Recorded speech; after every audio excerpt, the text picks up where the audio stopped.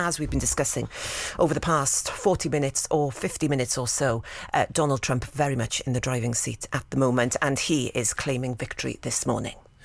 Right, then we can talk now to the Vice Chair of External Relations for Republicans overseas, Erol Morkoc, currently in California. Bore da, good morning, Erol. You must be a happy man.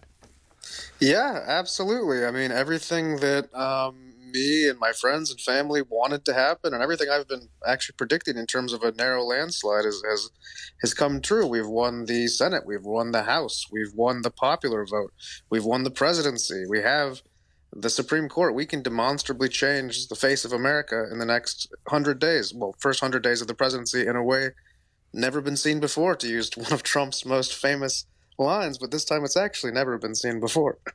Erol, why do you think Donald Trump is almost certainly returning to the White House? Because Donald Trump is America to a lot of people. He's a larger than life figure. He's an outlaw in some respects. He's stood up to people that nobody can stand up to. The little guy can never stand up to any institution at all. And so in most, billionaires would never take the risk of actually, losing everything.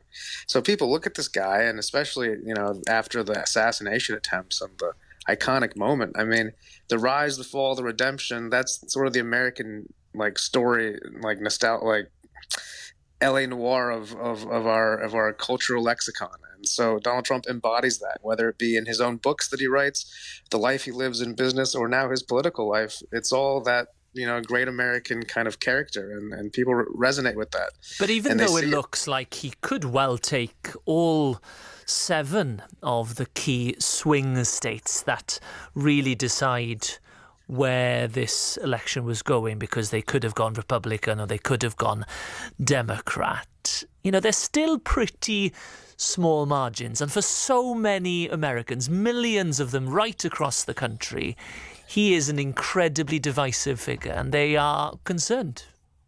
Yeah, no, good luck to them, whatever. I mean, we've had to live under their government basically our entire lives. You've never had a chance to actually change the country, and they're not going to have any say in how we do this. We have every single metric needed to control the country, and we certainly intend to do what we said we would do during our campaign. And so, yeah, they might, be nervous about change. A lot of people can be nervous about change, especially when, it's a. Well, they might be nervous because they remember what happened on January the 6th in Washington, D.C. back in 2020. 70% of Republicans literally don't care about that. Nobody thinks that was an insurrection. It was a bunch of people who, in many ways, were heroes and went there and made their voice heard, and the people died that day, right?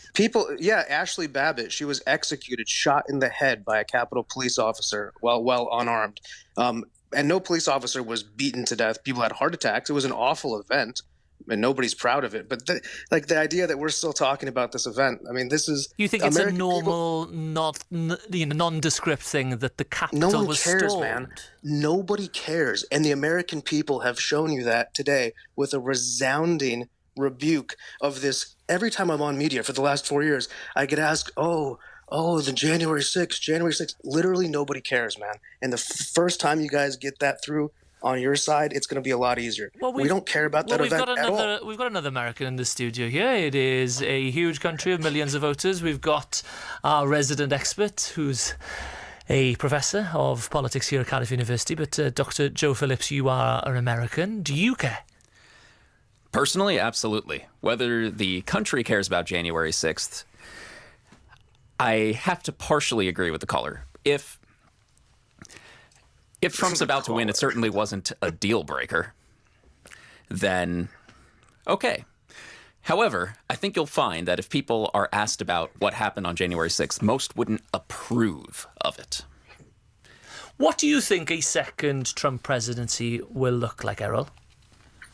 I think it's going to be fantastic. I think you're going to see a lot of government waste be clipped. You're going to see Elon Musk and the Department of Government Efficiency sort of step into their role and doing what they've promised. You're going to see RFK Jr. go in and take on Big Pharma and all the things that he's promised. You're going to see a cryptocurrency revolution. Crypto people are ecstatic. People who are for decentralized money, people who are for 21st century finance. That's exactly what Donald Trump is. He's got a millennial for a vice president, 29-year-old. I mean, it's going to be gangbusters. We have a complete mandate from the country to go and enact our vision, and we are going to do so. Every campaign promise we intend to fulfill. OK, diolch yn fawr. Thank you very much for joining us. That is Erol Morkoc, who is Vice Chair of External Relations for Republicans overseas. Clearly